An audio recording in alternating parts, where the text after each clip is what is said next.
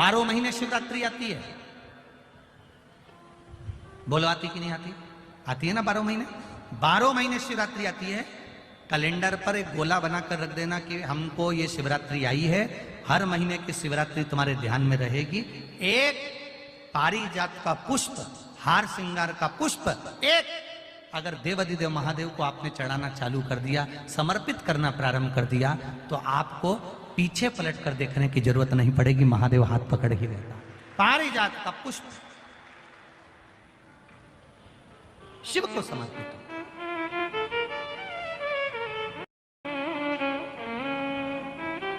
सफेद कलर का पुष्प है, आप टीवी पर दर्शन कर रहे होंगे।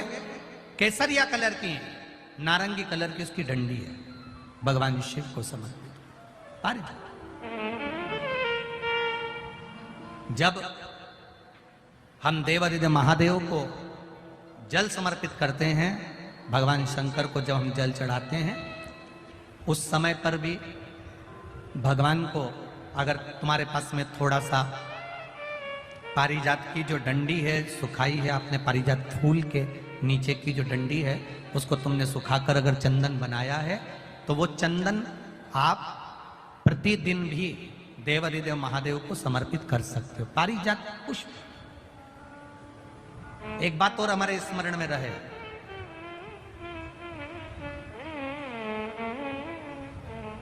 भगवान शिव को जो ये 5 तरह के पुष्प समर्पित करे जाते हैं, इन पुष्पों की डंडी जो पीछे लगी होती है इसको तोड़ा नहीं जाता शिव जी को चढ़ाते समय, इसका स्मरण आपको रहे।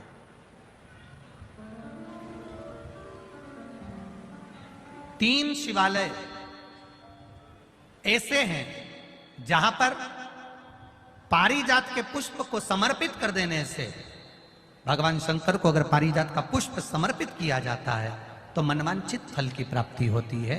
पहला, मां नर्मदा से निकला हुआ कंकर नर्मदेश्वर महादेव। अगर कहीं नर्मदा जी के कंकर से शिवलिंग बना हुआ है तो मां नर्मदा के शिवलिंग पर पारिजात का पुष्प समर्पित होता है। दूसरा, जो शिवालय एकांत में हो,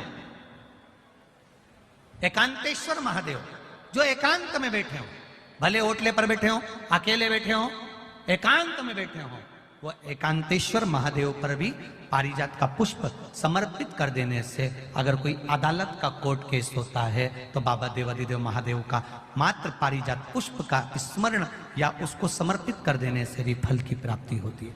तीसरा, ऐसा शिवालय जो नदी के तट पर हो, सरोवर के तट पर हो, कुंड के तट पर हो, बावड़ी के तट पर हो, कुएं के तट पर हो। आप सब लोग तो ग्रामीण क्षेत्र के निवासी हैं और जितने लोग भी कथा सुन रहे हैं आस्था चैनल पर, फेसबुक, यूट्यूब पर, सबके स्मरण में होगा, पहले हमारे जो पूर्वज होते थे वो कुआं बावड़ी के पास में शंकर जी का शिवलिंग रख देते थे। ध्यान में होगा, जिसको स्मरण में होगा उसको मालूम होगा। शिवलिंग लाते थे और जहां कुआं होता था, बावड़ी होता था, तालाब होता था, नदी होती थी, उसके तट पर, उसके पास में शिवलिंग रख देते। कारण क्या है?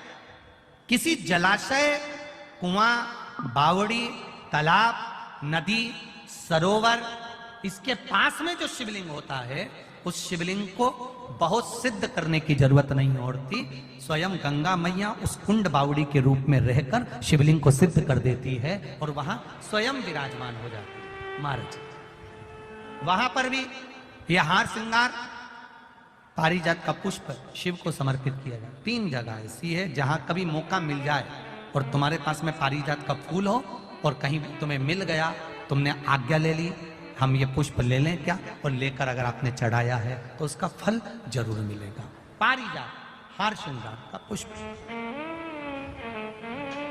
चंदन भी प्रयोग कर सकते हो, चंदन। महाराज शिव पुराण कह रहे हैं,